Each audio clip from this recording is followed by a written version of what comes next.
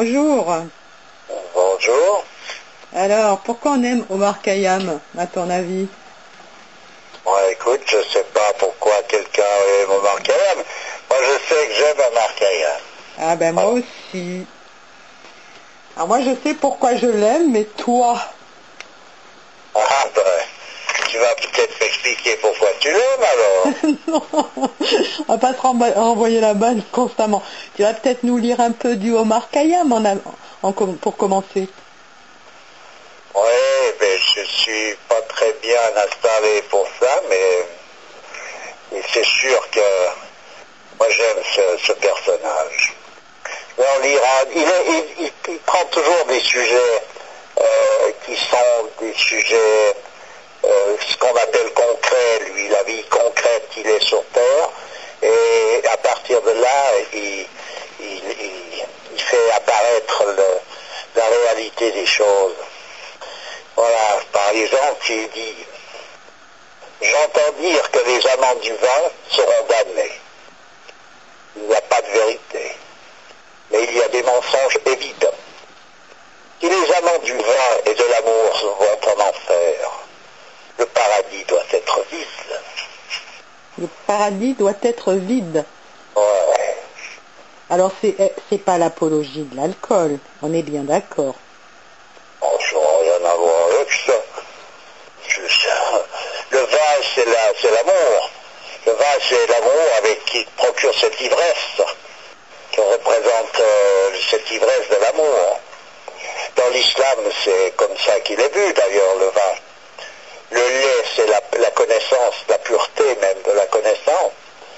Et le vin, c'est cet amour. Parce qu'il a été quand même taxé par les gens de son époque d'épicurien, tu vois, il a été rejeté par les gens orthodoxes, par même les gens soufis. Oui, mais c'est toujours, c'est bien sûr, tout le monde ne peut pas toucher ça autrement que par le mauvais goût, on pourrait dire. Là, en l'occurrence, il y a une subtilité là. Il a d'ailleurs été aimé et vénéré par une élite. Une élite indépendante et par les débauchés. Parce qu'évidemment, cette manière de parler peut aussi satisfaire les débauchés. C'est-à-dire qu'il ne faut pas lire ça au premier degré, c'est ça? On peut le lire à tous les degrés qu'on veut. De toute façon, ce qu'il y a, c'est qu'il y a de la beauté dans cette façon de voir. C'est ça, c'est que cette beauté, elle est là.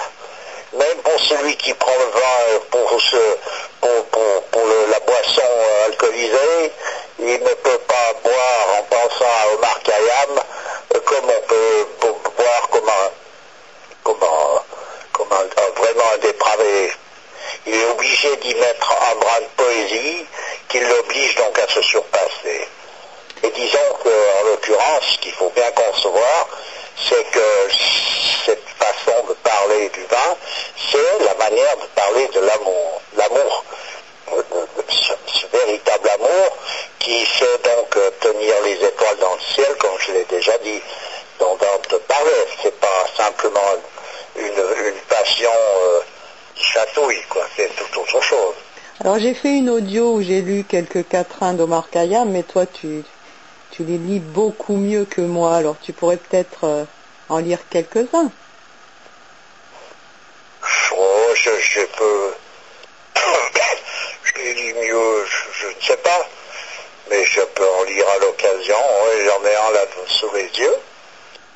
Le créateur de l'univers et des étoiles s'est vraiment surpassé lorsqu'il a créé la douleur. Lèvres pareilles au rubis, chevelure embaumée, combien êtes-vous dans la terre? Je ne peux apercevoir le ciel, j'ai trop de larmes dans les yeux. Les brasiers de l'enfer ne sont qu'une infime étincelle si je les compare aux flammes qui me dévorent. Le paradis pour moi est un instant de paix. Et c'est merveilleux tout ça. Ouais. cherche aucun ami dans cette foire que tu traverses. Ne cherche pas non plus un abri sûr. Une arme ferme accueille la douleur et ne songe pas à te procurer un remède que tu ne trouveras pas. Dans l'infortune, souris. Ne demande à personne de te sourire, tu perdrais ton temps. Une qui va se secouer un peu les moralistes. Dans les monastères, les synagogues et les mosquées se réfugient les faibles que l'enfer épouvante. L'homme qui connaît la grandeur d'Allah ne sème pas dans son cœur les mauvaises graines de la terreur et de l'imploration. Voilà quelque chose qui met des pendules à l'heure. Alors comment tu l'interprètes, ce passage? Il n'y a pas d'autre interprétation à faire que de simplement l'écouter, la lire et puis faire le constat de ça.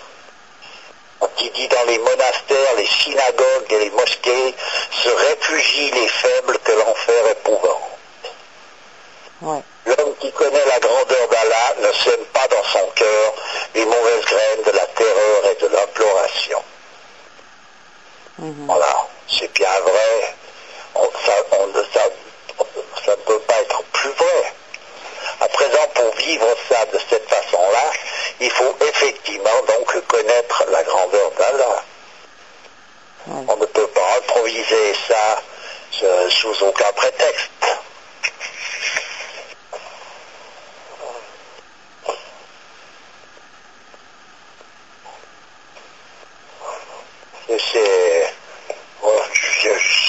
J'aime ce personnage, il me parle au fond du cœur. À présent, je n'ai rien à interpréter. Il explique les choses d'une manière tellement précise qu'il n'y a aucune interprétation spéciale à faire.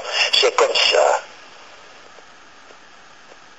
Le vaste monde, un grain de poussière dans l'espace. Toute la science des hommes, des mots. Les peuples, les bêtes et les fleurs des 7 climats, des ombres. Le résultat de ta méditation perpétuelle? Rien. Voilà. Il n'y a aucune interprétation à faire autre que de lire ça. Et on ne peut pas être plus précis. En fait, c'est teinté de désespoir. Il est désabusé, ce personnage. Il peut donner cet effet, mais moi je le vois. Il a écarté tous les voiles de cette espèce de peur continuelle qui amène à ce moralisme débilitant. Et effectivement, à un moment donné, il voit les choses pour ce qu'elles sont par rapport aux yeux d'un homme. L'homme, il est là sur cette terre avec tout ce que comporte sa nature. Donc voilà. Donc c'est en allant au très fond de sa réalité qui peut donner à toute cette existence la teinte et le parfum qui lui revient. Il dit ceci aussi. Au printemps, je vais quelquefois m'asseoir à la lisière d'un champ fleuri. Lorsqu'une belle jeune fille m'apporte une coupe de vin, je ne pense guère à mon salut. Si j'avais cette préoccupation, je vaudrais moins qu'un chien. Il tape fort, hein? Oui, il tape fort, mais il tape juste. Il faut. Ça ne veut pas dire pour autant qu'il est en train d'expliquer que c'est un politicien qui pense à des cochonneries. Il est dans la bonté des choses. Alors c'est clair que cette bonté qui lui apparaît sous cette forme de cette jeune fille, attends, c'est une ivresse. Ou qu'est-ce que tu veux qu'il pense à son salut dans cette ivresse-là?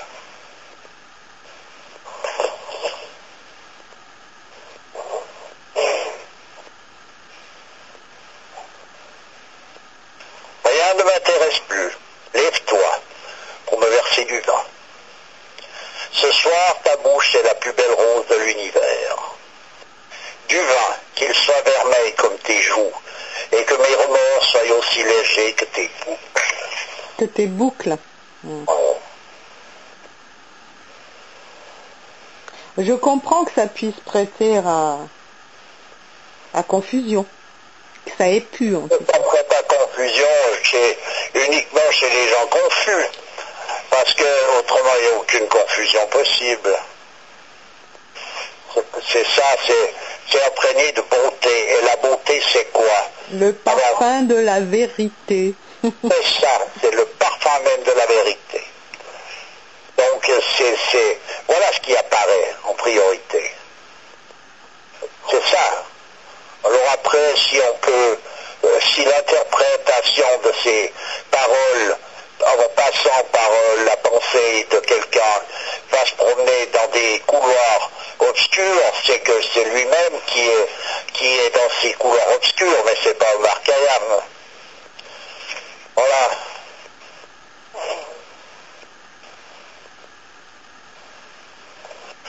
Il ne marche pas fermement sur la route, l'homme qui n'a pas cueilli le fruit de la vérité.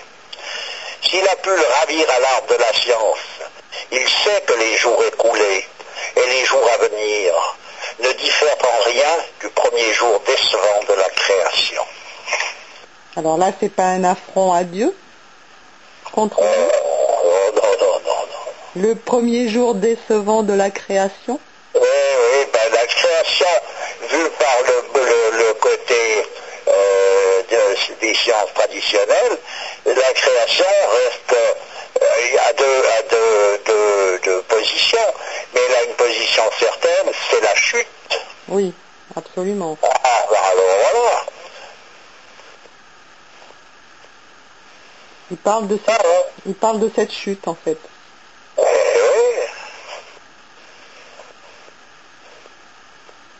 Oui. Tu sais que tu n'as aucun pouvoir sur ta destinée. Pourquoi l'incertitude du lendemain te cause-t-elle de l'anxiété? Si tu es un sage, profite du moment actuel. L'avenir, que t'apportera-t-il? Fatalisme. Et il a une connaissance exacte de ce que représente le destin, pour parler de cette manière-là.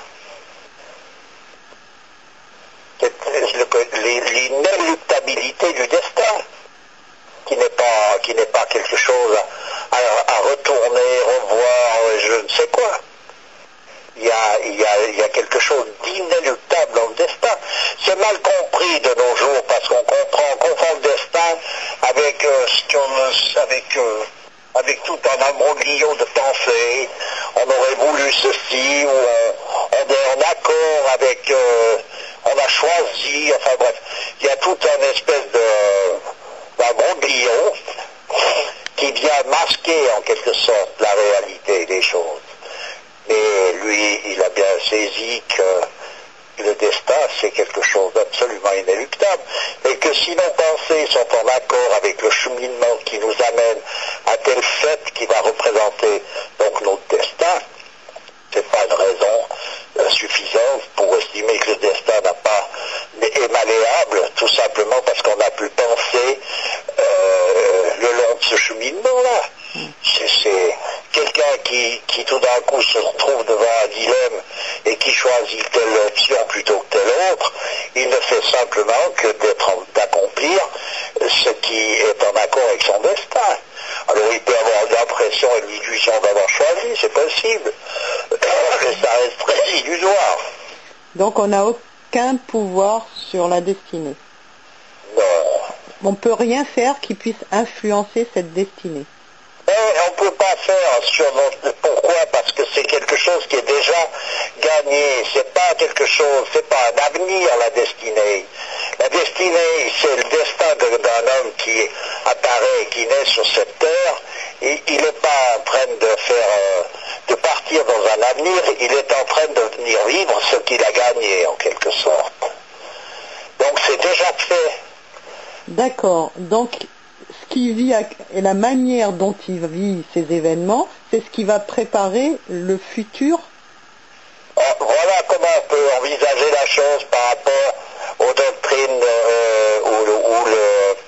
où on met en évidence les transmutations, transmutations de l'âme. C'est vrai, là, à partir du moment, la manière dont il dit les événements que le destin lui impose, et effectivement la préparation de la destinée future d'une autre vie. Et ça, c'est une vision, il faut rentrer dans une doctrine où ces choses-là sont mises en évidence. Autrement, c'est très difficile de saisir. On a vite fait de tourner ça d'une manière un peu roman feuilleton. Hein. On entend beaucoup parler actuellement de karma, de ci, de là, mais de là à savoir ce que c'est précisément, j'entends pas grand-chose de vaillant là-dessus. À part de nouveau, de la part d'hommes comme Guénon, M. Chuon, ces gens-là qui sont des maîtres, on pourrait dire, dans les expressions qui sont issues directement des principes, c'est-à-dire de la métaphysique. Mais dis-moi donc, ça veut dire que cet acquis qui est notre destinée, on l'a, comment on peut dire ça? On y est pour quelque chose? On y est, le choix qu'on a, il est justement dans la façon dont on va vivre ce que le destin nous a. Non, mais ça c'est clair. Mais le fait qu'on ait ce destin et pas un autre, est-ce qu'on y est pour quelque chose? Attends, on va couper et on va reprendre. Oui, donc je te posais la question si on était pour quelque chose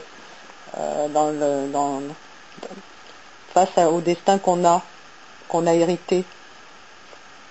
Certainement, puisque la façon dont on va le vivre va déterminer la suite. Donc, ce que l'on est en train de vivre est en quelque sorte ce que l'on a gagné par rapport à l'attitude qu'on aurait pu avoir dans une autre période. Non, mais alors tu fais allusion à quoi? On va pas faire allusion à la réincarnation quand même. Je fais pas allusion à la réincarnation. La réincarnation, c'est des manières de voir. Non, mais ça voudrait dire qu'il y a eu un moment donné, on était ailleurs, à vivre autre chose, et qu'on est arrivé là, avec un destin, un package, tout fait, qui fait la conséquence de ce qu'on aurait vécu avant. Oui, on peut envisager. Alors pour moi, ça s'appelle la réincarnation. Bon. Alors, explique-moi. Parce que la réincarnation, c'est Dupont qui se réincarne dans un autre corps. Là, il s'agit d'une transmigration de l'âme qui n'a rien à voir avec un individu. Donc, cette âme, elle est totalement indépendante de l'individu en lui-même. Elle était matérialisée sous quelle forme? Elle était dans un corps? Dans quoi elle était, cette âme? Dans une multitude indéfinie de possibilités qui sont à considérer. C'est-à-dire que pour connaître ça, il faut absolument, il n'y a pas les explications tournent en rond, il faut absolument pénétrer une doctrine qui, elle, met en évidence ces choses-là avec beaucoup de bonheur, non seulement de bonheur, mais avec exactitude. Oui, alors, la transmigration de l'âme voudrait dire qu'une âme, elle transmigre d'une dimension à l'autre? L'âme, on parle de l'homme, la partie essentielle de l'homme, comme étant éternelle. Qu'elle est éternelle, donc à partir du moment où on meurt, elle ne meurt pas, puisqu'elle est éternelle. C'est le corps qui est le véhicule dans lequel cette âme était installée, qui se dissout et qui repart à la terre dont il a été fait. Et l'âme en elle-même n'est pas atteinte par ça. Donc, d'où vient-elle? Où va-t-elle? Là, on a un peu de peine à regarder ça, parce que c'est une perspective, la perspective de l'homme moderne, occidental en particulier, et de l'homme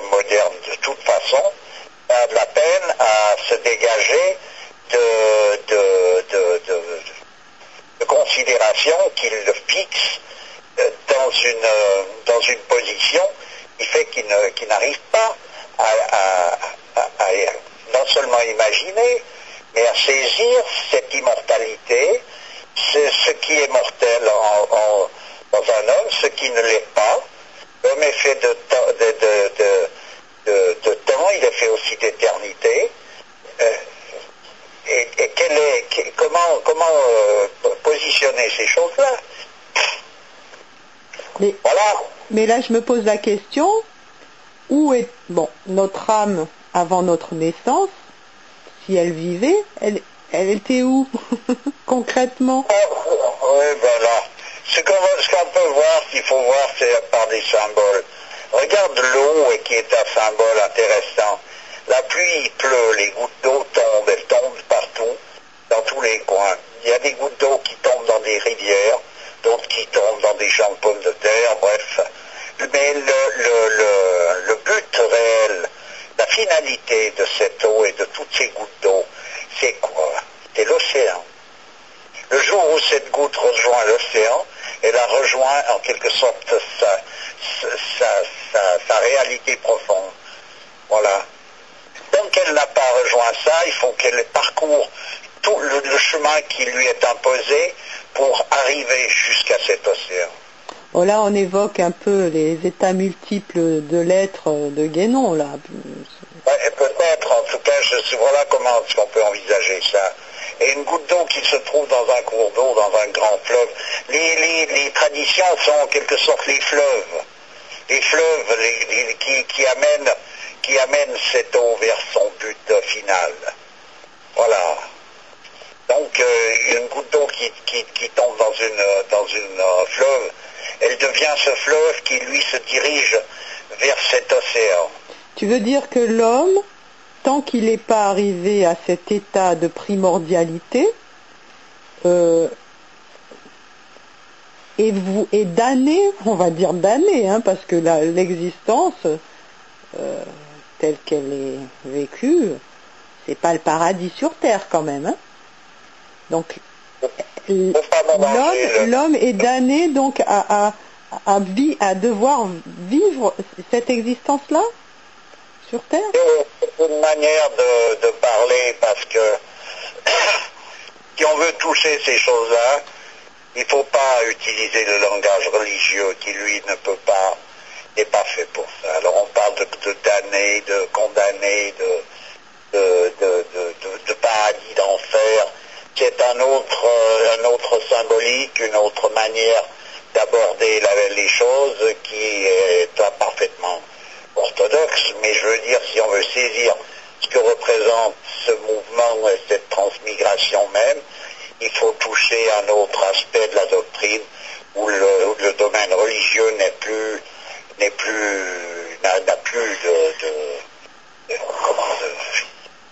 n'est pas fait pour ça, voilà, tout simplement. On retrouve ça dans certaines doctrines, comme dans la doctrine de l'Inde. En Inde, la manière d'envisager les choses n'a strictement rien à voir avec la façon religieuse, ni philosophique, contrairement à tout ce que les orientalistes ont pu prétendre. Donc il n'y a pas en quelque sorte de religion et de philosophie en Inde. C'est une doctrine qui est d'ordre purement métaphysique, c'est-à-dire une approche des choses qui est faite par rapport à des références qui sont les connaissances des principes qui régissent l'ensemble de toutes choses. Mais les religions ne font aucunement allusion à tout ça. Parce que ça n'est pas leur rôle de faire allusion à tout ça. Et pourquoi pas? Pour offrir le salut. Elles sont là pour offrir le salut. Elles sont en elles-mêmes quelque chose qui est parfaitement orthodoxe, qui est beau, qui est... Mais c'est inutile d'essayer de mélanger ça de mélanger la religion avec des doctrines purement métaphysiques. Ça sert à rien. Il n'y a aucun rapport. Il n'y a pas de rapport possible, sauf à un moment donné une connaissance qui va pouvoir permettre à un homme qui fait partie, qui vit selon ces doctrines qui sont donc purement métaphysiques, un homme de cet ordre peut obtenir une connaissance connaissance qui va lui permettre de savoir ce que représente une religion, et il saura exactement ce qu'est une religion en tant que telle. Oui, mais un homme religieux, il entre en conflit avec ce genre Après, il faut comme il peut. S'il est suffisamment religieux et croyant, il ne va pas s'occuper de ce conflit. Ce conflit fait partie des embûches qui sont sur son chemin. Donc il ne va pas se préoccuper de ça, mais il va se préoccuper d'être en accord d'une manière continue avec la religion dans laquelle il est inscrit. Oui, mais ça le met en porte-à-faux, d'une certaine manière, parce que... C'est sa perspective qui le met en porte-à-faux, c'est pas la religion. C'est la perspective qu'il a des choses qui le met en porte-à-faux. Il va trouver une contradiction entre une donnée métaphysique et la religion, alors qu'il n'y a aucune contradiction du tout, puisque c'est des domaines qui ne sont pas du tout en confrontation. Alors si on veut faire des confrontations avec des choses qui ne le sont pas à l'origine, évidemment on s'empêtre les pieds dans des choses où ça devient difficile à démêler, hein. Et c'est pas comme ça que ça marche, disons. Voyons, voilà encore. Qu'il est vil ce cœur qui ne sait pas aimer, qui ne peut s'enivrer d'amour. Si tu n'aimes pas, comment peux-tu apprécier l'aveuglante lumière du soleil et la douce clarté de la lune? C'est marrant parce que tu as choisi exactement les quatrains que j'ai lus dans cet audio, quoi. Voilà, ouais, ben écoute, moi je l'ai là sous les yeux. Et de toute façon, c'est l'expression même de la beauté, qui est ce parfum, donc, cette belle. Voilà.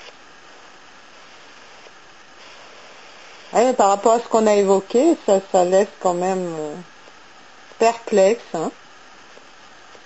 Ça dépend quel esprit, hein. C'est selon, hein, ça peut laisser. Il y a beaucoup de choses qui peuvent laisser perplexe. C'est mystérieux tout ça.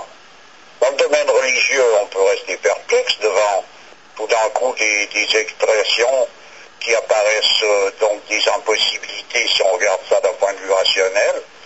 Et puis il faut y croire. Il faut y croire tout simplement. Alors, heureux l'homme qui y croit, puis c'est l'autre qui ne croit pas, c'est pas un croyant. Mais je veux dire, il faut croire à des choses qui ne peuvent pas, auxquelles on ne peut pas donner une explication. Je comprends tout ça, c'est bien, mais j'entends ça peut laisser perplexe pas mal de gens aussi. Et le fait que par exemple, bon, pour le musulman, que cela soit dans le Coran, c'est déjà une certitude pour le religieux. Alors que là, c'est un domaine, la tradition primordiale, bon, mais il n'y a pas de texte écrit, il n'y a pas de choses vérifiables, disons. Il y a des textes écrits, c'est sûr qu'il y en a. Et les textes écrits sont venus au fur et à mesure de la perte de la mémoire de l'homme, parce que les transmissions anciennes, c'était toutes des transmissions orales. Oui, ça c'est sûr. Au moment où les écritures ont apparu, elles n'ont pas apparu comme les sciences profanes veulent nous le faire avaler, comme une progression de l'homme vers une intelligence de plus en plus développée. C'était simplement une perte de mémoire qui était suffisante pour qu'on se retrouve dans l'obligation d'écrire les choses que l'on devrait avoir en mémoire d'une manière continue. Voilà. Voilà, il faut renverser un peu la vapeur par rapport aux idées reçues. Parce que j'ai pu remarquer que dans le monde religieux, je ne discute pas de leur foi ou de leur croyance, ce que je peux voir, c'est que souvent, ils sont en accord avec les idées reçues de la science moderne, qui, elle, est totalement en contradiction avec les données religieuses. Oui, ça c'est sûr. Alors comment est-ce qu'ils font pour être en accord avec ces deux choses à la fois? Il y a un moment donné où il y a ce qu'on appelle un peu d'eau dans le vin, non? Et puis, à mon avis, Omar Khayyam, il n'aime pas l'eau dans le vin parce qu'il sait bien que ça n'améliore pas le mauvais et puis ça gâte le bon. Voilà, il y a quelque chose qui cloche à cet endroit-là, que ce soit dans une religion ou une autre. Et une religion, il faut savoir que c'est quelque chose qui est purement occidental. Quand je dis occidental, je comprends le monde arabe qui fait partie de la race blanche. C'est pas l'Orient, le monde arabe. Donc, mais les religions sont issues du monde occidental. C'est une forme qui correspond à un état d'esprit, à quelque chose de particulier, voilà. C'est pas d'ailleurs pour les amoindrir dans leur efficacité, leur valeur, leur réalité, pas du tout.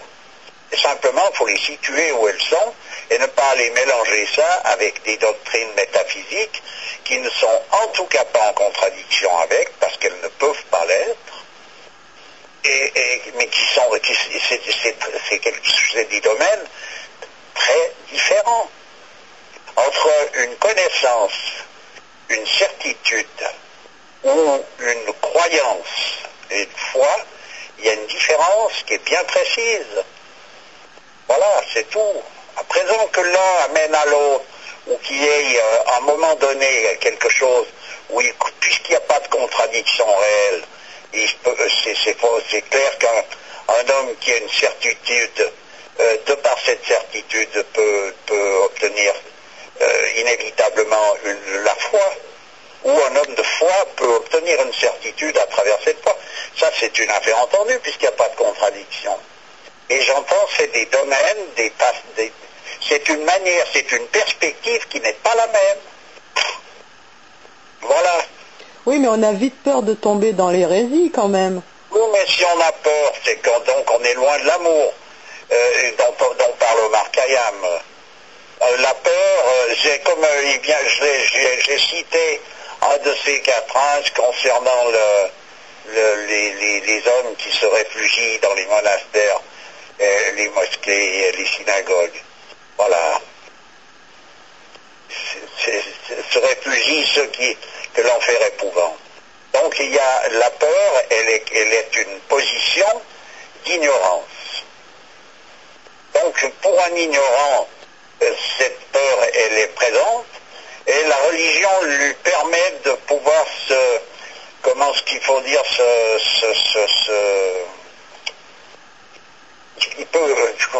il trouve là une consolation, c'est-à-dire comme un enfant qui vient se blottir dans les bras de sa mère parce qu'il a peur. Il est dans les bras de sa mère et il est en confiance. Voilà, bon, ben voilà, la religion, elle offre ça à quelqu'un qui peut avoir peur. C'est merveilleux, non? Oui, c'est une belle image. Alors, quelle image tu donnerais pour ceux qui se réfugient dans la métaphysique? Tu te réfugies pas dans la métaphysique. C'est pas du tout la même histoire. Voilà, la métaphysique, c'est la connaissance en tant que telle, pas une connaissance relative, c'est la connaissance donc des principes qui régissent le tout. Qui veut dire que tu vas dans ce qu'on appelle la certitude.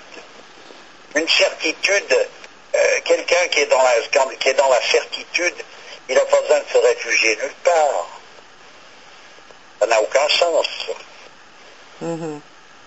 Voilà, et une tradition, elle est là pour offrir ça, contrairement à ce que une philosophie peut offrir, qui est toujours une espèce de, c'est un système.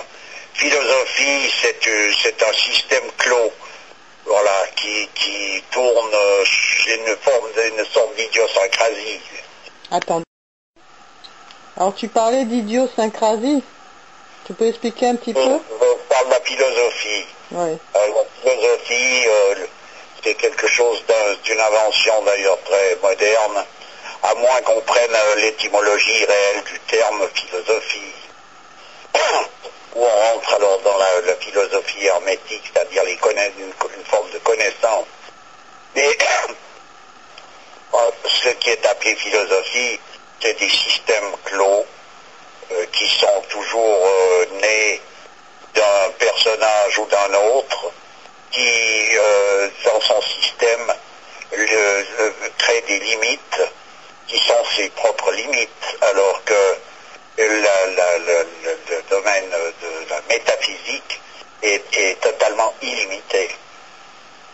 Alors justement, en parlant de métaphysique guénonienne, il y a un auditeur qui te demande comment atteindre l'état de primordialité. Guénon, il expliquera beaucoup mieux que moi. Il faut qu'il s'intéresse à lire Guénon comme il faut et qu'il regarde ce que Guénon propose à ce sujet. Il y a d'ailleurs Guénon, il y a quelqu'un qui est d'une envergure extraordinaire, c'est M. Chuon, qui est vraiment un grand maître. Et pour satisfaire aux religieux qui se sentent un peu secoués par ces données métaphysiques, il faut se rappeler, c'est qu'un homme comme Guénon et un homme comme Chuon étaient des personnages, c'était donc des musulmans, comme étant des hommes d'Occident, et c'était des personnages qui étaient des maîtres dans la tradition, considérés comme tels dans les milieux les plus chevronnés, là. C'était des hommes de prière aussi. Enfin, inévitablement. Et c'était des chiens. Voilà. Donc il faut concevoir ça, et quand on écoute et quand on suit les explications de ces gens-là, on rentre dans des données de connaissance où il ne laisse pas apparaître cette espèce de sucrerie qui apparaît souvent dans la religiosité. Je ne dis pas dans la religion, mais la religiosité, c'est-à-dire l'écorce de la religion, avec le moralisme qui est une insanité en soi-même. Je ne parle pas de la morale, qui en elle-même est quelque chose qui est bien sûr en accord avec les principes. Avec les principes, ça n'a rien à voir. Mais le moralisme, il faut pas ci, il faut pas ça, tu rentres en enfer, fais attention, tu dois pas. Cette espèce de cirque on dirait que c'est nier l'évidence même de ce que peut représenter le destin. Tu dois pas faire ci et tu dois faire ça. Comme si le destin n'était pas inéluctable et que si tu dois faire ça, tu le feras tout simplement parce que c'est dans ton destin de le faire et que tu ne pourras pas le faire si ça ne l'est pas dans ton destin.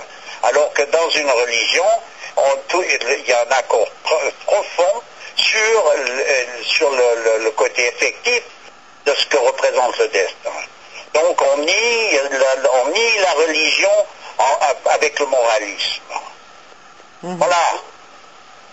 Donc quelqu'un qui boit, qui est alcoolique, c'est son destin. Eh bien, si je tombe sur comment? C'est un exemple, hein? Oui, si je tombe sur Omar Khayyam, où il en parle, il le dit ça, mais d'une manière qui est suffisamment éloquente pour qu'on comprenne. Voilà, il dit: je bois du vin comme la racine du saule boit l'onde claire du torrent. Allah seul est Allah. Allah seul c'est tout, dis-tu. Quand il m'a créé, il savait que je boirais du vin. Si je m'abstenais de boire, la science d'Allah serait donc en défaut. Alors, il faut bien saisir quand même tout ça, non? À présent, c'est pas pour dire que celui qui boit, il a raison, que c'est bien, puis que si, puis que là. Mais c'est pas tu dois pas. C'est tu peux pas, tu fais, et puis comment tu fais les choses. Il y a eu des personnages qui ont bu et qui ont exprimé des choses de la grandeur à travers cette ivresse, et d'autres qui se sont abstenus, qui sont restés des perfections de partout, c'est-à-dire des perfections froides, glacées, et qui n'ont rien rayonné d'autre qu'un glaçon. Donc, où est-ce que ça se loge? Tout ça sans vouloir prôner le fait que c'est nécessaire et qu'il faut boire pour être bien, ça n'a rien à voir. Mais chacun vit son destin et comment ce qu'il le vit, voilà où la différence se fait. Bah, si dans le Coran il est dit de ne pas boire, c'est pour protéger l'homme, parce que il y a un mal. Il est recommandé de ne pas boire, il est recommandé. Dans le Coran, on recommande les choses, c'est clair. Parce que si quelqu'un est à un moment donné peut ignorer les significations des choses, eh ben, il faut savoir que boire, c'est pas quelque chose qui est à souhaiter. À présent, si tu y es condamné, ben, il va te falloir vivre ça. Et puis pour le vivre de manière à pouvoir en retirer quelque chose de valable, c'est une position, ça encore. La façon dont on va vivre ce que le destin nous impose, et cette façon, elle est en quelque sorte ce qui est recommandé justement, et ce qui est prôné et exprimé par les grands hommes, c'est de s'approcher le plus près possible de la pensée de l'auteur de la vie. Donc de s'approcher le plus près possible de la pensée de Dieu. Voilà, donc qu'on soit dans une situation ou dans une autre. Pardon. Un homme comme Saint Paul, je l'ai déjà dit, disait « Je ne fais pas le bien que je voudrais faire, et je fais tout le mal que je ne voudrais pas faire. » Comment est-ce qu'un homme peut être condamné à ce genre de position si ce n'est pas son destin qui décide ça, comme ça? Mais cet homme était tout de même un saint. Comment se fait-il? Comment se fait-il comment est-ce qu'on peut mettre en accord ces choses-là? C'est tout simplement l'attitude de cet homme qui est cette sainteté en question. Tu veux dire qu'on vient avec des atouts et des tares et on doit se débrouiller avec ça le mieux qu'on peut, avec les outils qui nous sont donnés? Je vois pas comment on peut faire autrement d'ailleurs. C'est sûr que les livres saints sont des outils exceptionnels, parce que tout ce qui est donné pour nous, c'est pour notre bien. Et c'est pas absolument pas des interdictions pour nous enlever quelque chose. C'est pour nous protéger. Bien sûr. D'ailleurs, un homme qui boit, comme tu dis, il est recommandé dans les livres sacrés de ne pas se boire, il peut réclamer donc à Dieu avec une intensité suffisante le fait que Dieu le délivre de cette obligation qu'il a de boire, puisqu'il sait parfaitement bien le côté négatif, nocif de cette attitude-là. Et s'il veut, lui, absolument faire ça parce qu'il veut, je sais pas quoi, il aura un peu de difficulté, dans le sens que ça s'arrêtera au moment où c'en est décidé ainsi, parce que le destin, à un moment donné, des choses qui ont été vécues, qui ont dû être vécues et qui n'ont plus raison d'être, s'arrêtent toutes seules. Voilà, ça s'arrête tout seul. Il n'y a pas besoin de faire je ne sais quoi. Et ça veut dire qu'il n'y en a plus nécessité. C'est un peu comme quelqu'un qui est triste, sa tristesse s'en ira quand il n'en aura plus besoin. Mais tant qu'elle est là, c'est qu'elle lui est nécessaire. Ça me fait penser à il y a quelques années, j'étais partie avec mon père à la Mecque. Et dans l'avion, il y avait un homme qui était, mais alors, sous, comme un Polonais, comme on dit, et qui allait à la Mecque faire le Hajj, comme on dit. Ah oui? Et tu vois, je regardais ce personnage-là et je me disais, le fait qu'il soit là plutôt que dans un bar, ça prouve beaucoup de choses. Et le fait d'être dans cet état, ça ne prouve rien. Ce qui veut dire que cet homme-là, il est peut-être parti là-bas à un moment donné où c'était crucial pour lui. Et si ça se trouve, il est revenu complètement guéri de son mal, en fait. Tu vois ce que je veux dire? Enfin, on va pas faire un pronostic, mais il est clair qu'un personnage qui est ivre dans l'avion et qui va à la Mecque au pèlerinage, ça veut dire beaucoup de choses. Ça veut dire justement que cette ivresse, cet état dans lequel il est là, correspond à sa destinée, mais ça n'empêche pas d'accomplir ce qu'il doit accomplir en tant que participant de cette religion. Et il accomplit les rites comme ils doivent être faits. Le fait de ne pas boire, c'est pas un rite dans la religion, c'est une recommandation, c'est une autre affaire. Si tu avais, et c'est une expression de quelque chose où on te dit, voilà, ça c'est une position qui n'est pas enviable, qui est à rejeter, ou qui est à désirer. À présent, comment tu fais pour obtenir quelque chose qu'il n'y a que par la prière, où tu demandes à Dieu de te libérer de ces choses-là. Eh bien, en accomplissant ce pèlerinage, malgré son état, dans l'état dans lequel il se trouve là, c'est une prière, ça. C'est une prière intense. À présent, qu'il en revienne libéré ou pas, Dieu seul peut le savoir, parce que ça s'arrêtera qu'à partir du moment où il n'en aura plus besoin de nouveau.